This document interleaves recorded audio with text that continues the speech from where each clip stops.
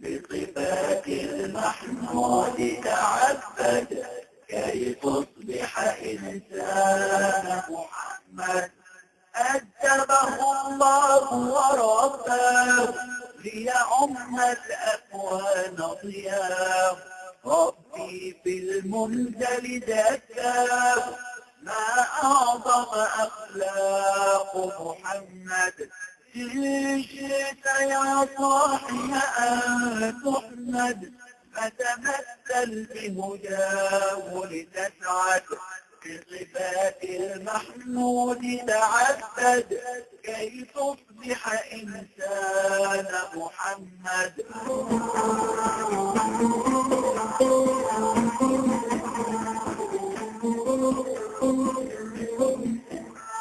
أشعار المقدمة سعد القليعي. إنشاد محمود الثهامي.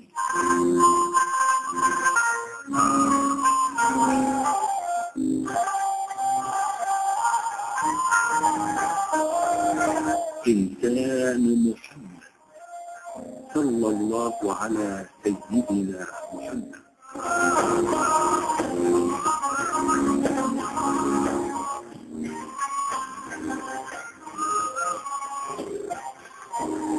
تشرف به معكم أمنية الإبياء.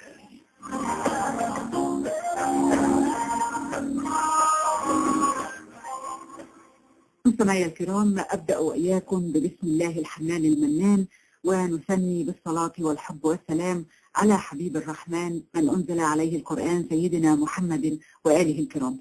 بداية أرحب بضيفي الكريم دكتور السعيد محمد علي من علماء وزارة الأوقاف المصرية. دكتور السعيد أهلا بكم ومرحبا. أهلا وسهلا ومرحبا.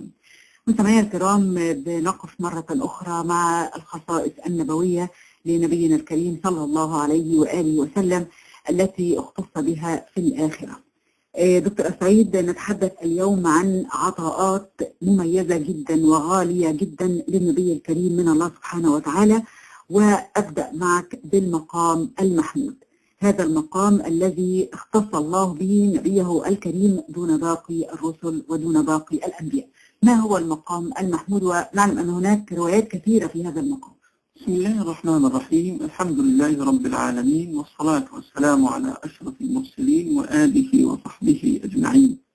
وبعد، فإن مقام رسول الله صلى الله عليه وسلم في الدنيا هو مقامه صلى الله عليه وسلم في الآخرة. فكما هو بيننا في عالم الدنيا رمز الكمال والجناب العالي، على حد قول القائل: سر الوصول إلى الجناب العالي حب النبي محمد والآل.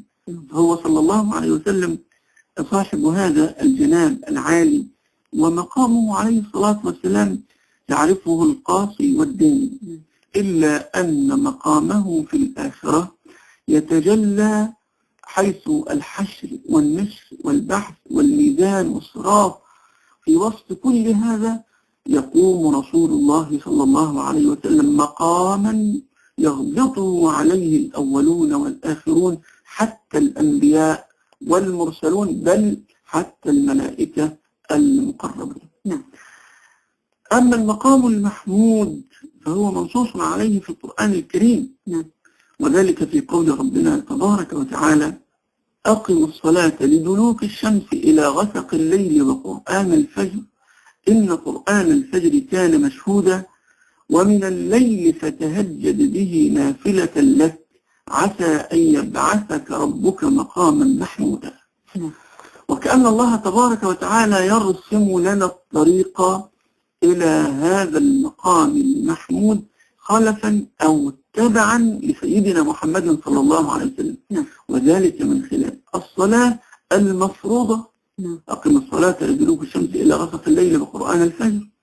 وكذلك الصلاة التي هي من باب التطوع والتنفل: ومن الليل فتهجد به نافلة لك عسى أن يبعثك ربك مقاما محمودا. يعني إذا هذا العطاء دكتور السعيد ليس وقفا وليس حصريا على النبي الكريم، ولكن كل من تبع هذا الطريق كما حضرتك أشرت الذي رسمه الله تعالى نعم. يبعث مقام محمود، ولكن مقام محمود للبشر. للبشر. نعم. دون مقام رسول الله صلى الله عليه وسلم. نعم. لأن الخطاب للنبي، والله سبحانه وتعالى يقول عسى أن يبعثك ربك مقاما محمودا. يعني يا دكتور سعيد حتى في هذا المقام المحمود الله سبحانه وتعالى إرضاء للنبي الكريم جعل نصيبا لأمته في هذا المقام. نعم نعم. ولذا من أراد أن يكون محمودا بين الناس اليوم في الدنيا فعليه بقيام الليل. لأن سيدنا جبريل قال لسيدنا محمد واعلم أن عز المؤمن في استغنائه عن الناس، وأن شرف المؤمن في قيام الليل. يعني من أراد أن يكون شريفا بين الناس، عزيزا بين الناس، أن يكون وجيها بين الناس، عليه بقيام الليل، فإن قيام الليل ينير الوجه، أعني نورا في الوجه وليس بياضا على الوجه. والله سبحانه وتعالى يقول سيماهم في وجوههم ولم يقل على وجوههم من أثر السجود. أجمع المفسرون على أن المقام المحمود خاص بسيدنا محمد صلى الله عليه وسلم. قال الحافظ الجمهور على أن المراد بالمقام المحمود الشفاعة، وبالغ الواحدي وهو من أئمة التفسير فنقل فيه الإجماع، قال بأن المقام المحمود هو الشفاعة، ولكنه أشار إلى ما جاء عن بعض الأئمة ممن روى عنهم ابن جرير في تفسيره وغيره. قال ابن جرير قال أكثر أهل التأويل المقام المحمود الذي يقومه النبي صلى الله عليه وسلم ليريحهم من كرب الموقف. وفي الأحاديث تصريح بذلك، وروى ابن خزيمة والطبراني وابن جرير بسند صحيح قال يشفعه الله في أمته فهو المقام المحمود. يعني يقوم مقاما يحمد فيه من كل الخلائق، والمقام الذي يحمد فيه رسول الله هو إذا شفع أو تشفع في كل الأمة أو في كل الخليقة.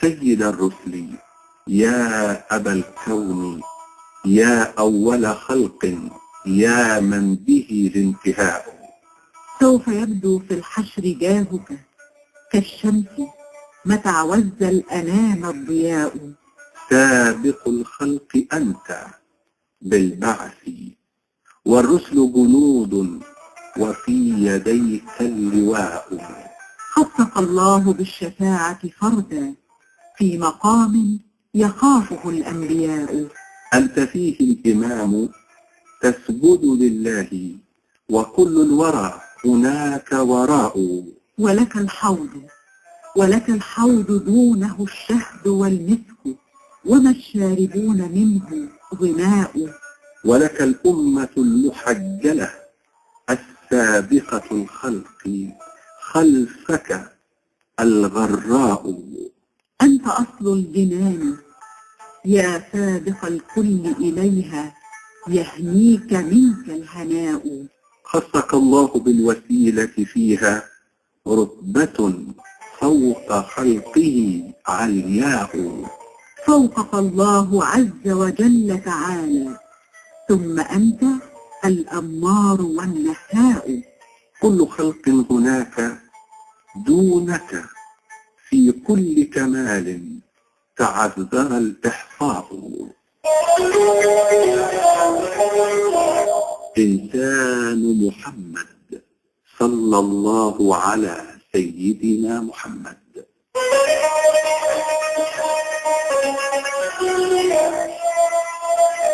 دكتور سعيد أنتقل إلى العطاء الثاني وهو حوض النبي الكريم صلى الله عليه وآله وسلم، وهو في حديثه الشريف يقول ما معناه أنه يقف على حوضه ينتظر أمته ويبعد الغرباء، يزود عن حوضه يبعد الغرباء من ليسوا من أمته عن هذا الحوض، والوارد على هذا الحوض جعل الله لهم أيضا درجات، يعني منهم من يشرب من الحوض ومنهم من يشرب من كف الحبيب صلى الله عليه وآله وسلم. نعم، الحوض أحد خصائص النبي صلى الله عليه وسلم في الآخرة، نعم. وعده الله تبارك وتعالى به، والله سبحانه وتعالى لا يخلف الميعاد نعم. ولا يخلف الوعد، وحاشاه تبارك وتعالى أن يعد ويخلف، بل هو أوفى الأوفياء بما وعد تبارك وتعالى. وربما الذي لا يفي بما وعد يكون غير قادر، أما الله فهو القادر المقتدر الذي خزائنه لا تنفد. ولذا روى الإمام مسلم عن سيدنا أنس رضي الله عنه قال: أغفى رسول الله صلى الله عليه وسلم إغفاءه. وهذا يدل على أن رسول الله صلى الله عليه وسلم نومه ليس كنومنا. نحن إذا نمنا انفصلنا عن الحياة، لكن رسول الله صلى الله عليه وسلم تنام عينه ولا ينام قلبه. نعم، تنام عينه ولا ينام قلبه، ولذا عبر هنا بالإخفاء. ثم رفع رأسه متبسما فقال: إنه نزلت علي آنفا سورة، فقرأ: بسم الله الرحمن الرحيم إنا أعطيناك الكوثر، حتى ختمها: إنا أعطيناك الكوثر فصل لربك وانحر إن شانئك هو الأبتر. قال: أتدرون ما الكوثر؟ السائل رسول الله صلى الله عليه وسلم، والمسؤول الصحابة رضي الله عنهم وأرضاهم. قالوا: الله ورسوله أعلم. قال: هو نهر وعدنيه ربي في الجنة، عليه خير كثير، هو حوض ترد عليه أمتي يوم القيامة، آنيته عدد الكواكب، يعني نجوم السماء، فيختلج العبد منهم، فأقول: رب إنه من أمتي، يعني كما تفضلت يعترض هذا العبد حتى لا يشرب من الحوض، فإذ بالنبي صلى الله عليه وسلم ينادي: رب إنه من أمتي، فيقول ربنا تبارك وتعالى: إنك لا تدري ما أحدث بعدك. وإذن الناس هنا يتفاوتون في الشرب من الحوض، من حيث الشرب ذاته أو من حيث الشرب وعدمه. فهناك من يشرب من الأمة وهناك من لا يشرب من الأمة، أي لا يستحق أن يشرب من ماء الجنة لكن لن يشرب من حوض النبي، وهناك من يشرب من حوض النبي وبيد النبي. هذه الدرجات أريد أن أسألك عنها دكتور سيد، من الذي سيشرب من الحوض من خلال الآنية التي ذكرتها أنت الآن، ومن الذي يشرب من كف الحبيب صلى الله عليه وآله وسلم؟ فيما أظن أن هذا حسب القرب من الله تعالى ومن حبيبه سيدنا محمد ومن آل سيدنا محمد ومن أصحاب سيدنا محمد. فيقال: من الناس من تسقيهم السيدة زينب بنت سيدنا علي بنت سيدتنا الزهراء من حوض الحبيب. نعم. ومن الناس من يسقون بكف سيدنا الحسن أو كف سيدنا الحسين.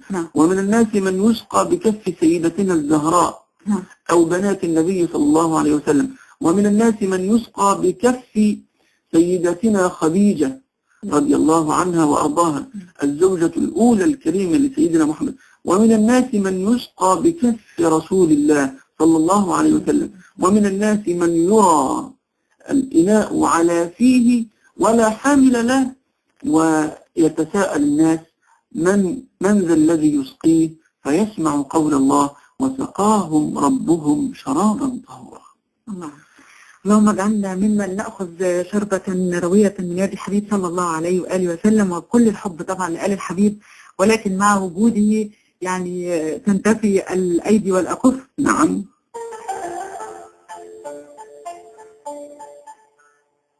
والله ما ذكر الحبيب لدى المحب إلا وأضحى والها نشوانا. أين المحبون الذين عليهم بذل النفوس مع النفائس هانا؟ لا يسمعون بذكر طه المصطفى إلا بهم تعشوا وأذهب رانا. فاهتاجت الأرواح تشتاق اللقاء، وتحن تسأل ربها الرضوان. حال المحبين كذا، فاسمع إلى سير المشفع وأرهف الآذان.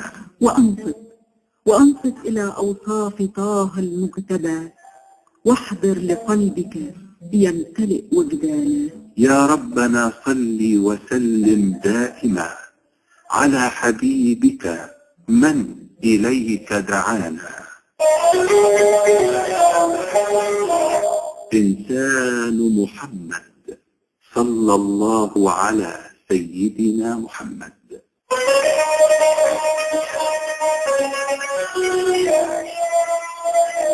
دكتور أسعيد، ننتقل إلى الكوثر، وكما تفضلت أن يعني كما قيل العالم والإمام جلال الدين السيوطي في تهذيب الخصائص الكبرى أن ماء الحوض هو من نهر الكوثر، يعني كما أعطي الحبيب نهر الكوثر فماؤه في الحوض هذا نصيب أمته من هذا العطاء الرباني الكريم.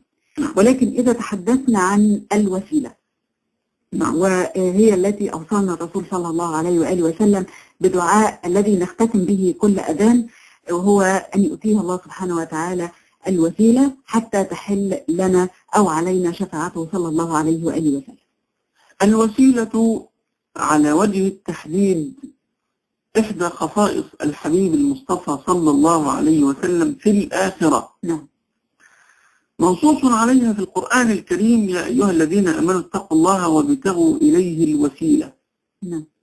لكن الوسيلة في الآية غير الوسيلة في الآخرة. نعم. فالوسيلة في الدنيا الشيء الذي يتقرب به إلى من؟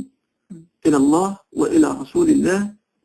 فقد تكون الوسيلة السبب، لكن المقصود بالوسيلة هنا في الحديث: اللهم رب هذه الدعوة التامة والصلاة القائمة آتي سيدنا محمدا الوسيلة والفضيلة والدرجة العالية الرفيعة وابعثه اللهم المقام المحمود الذي وعدته إنك لا تخلف الميعاد. المقصود بالوسيلة هنا الغاية. وإذا انت فرق بين الوسيلة كسبب وبين الوسيلة كغاية. الوسيلة هنا الغاية، أي الشيء الذي وعد الله تبارك وتعالى به سيدنا محمدا صلى الله عليه وسلم، وهي درجة في الجنة لا تنبغي إلا لعبد من عباد الله، كما قال رسول الله: قال وأرجو أن أكون أنا هو. فمن سأل لي الوسيلة حلت له الشفاعة. وهذه دعوة من حضرة النبي صلى الله عليه وسلم لكل الأمة الذين يصلون والذين يسمعون الأذان: إذا ما سمعتم النداء فقولوا مثل ما يقول، ثم صلوا على الحبيب المصطفى صلى الله عليه وسلم وسلوا له الوسيلة التي هي درجة عالية مرموقة في الجنة ليست لأحد إلا لواحد فقط من خلق الله، هو سيدنا محمد. قال وأرجو أن أكون أنا هو. وفي ذلك قال العلماء رحمهم الله تعالى ورضي عنهم: إذا أجرى الله الطمع أو الرجاء على قلب عبد فإن الله سبحانه وتعالى يفي له بما أجراه على قلبه أو بما أجراه على لسانه من الدعاء، إذا كان صادقا وإذا كان مخلصا. فمن سأل الله بصدق بلغه الله منازل الشهداء وإن مات على فراشه.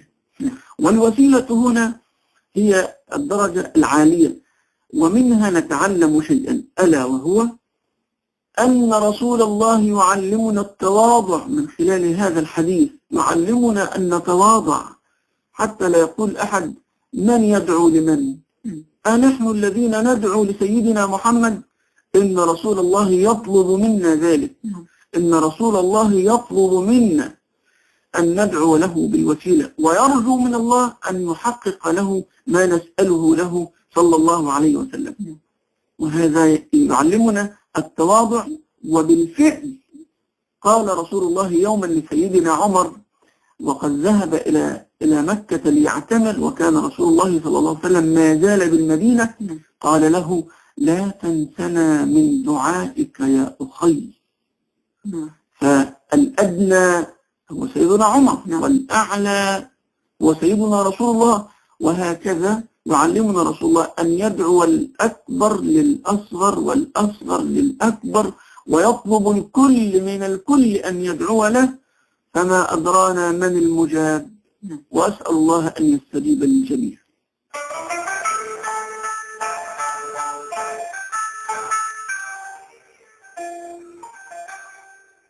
اختارك الله رسولا هاديا، أكرم بما اختار لنا وما ارتضى. يا أحلم الناس على من قد جنى، وأعدل الخلق إذا ما قد قضى. يا كافي الألف إذا ما جاد، أو جرد في الهيجاء سيفا ونضى. يا ناصحا أحكم تشييد الهدى عزما، فلما ينتقد ولا انقضى. يا مضيفا للناس ظل رحمة، بات العدا منها على جمر الغضا. ادفع أخ الشر بحسنى، فإذا به أخو صدق وإن كان خطأ.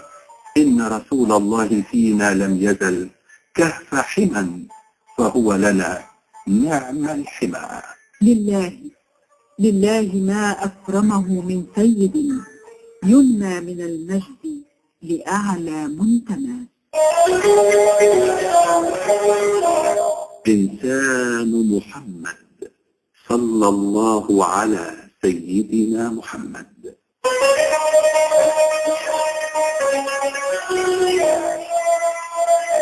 وبهذا المنهج النبوي وهذا التعليم النبوي نسأل الله سبحانه وتعالى أن يرضي الحبيب صلى الله عليه وآله وسلم في شخصه وفي آل بيته وفي أمته، وأن يرزقه الوسيلة حتى تقر عينه صلى الله عليه وآله وسلم.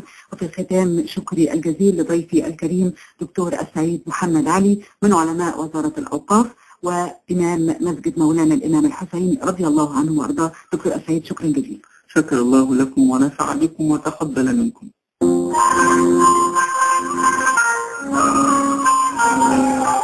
وفي الجمعة القادمة إذن جديد بلقاء جديد في صحبة إنسان محمد صلى الله على سيدنا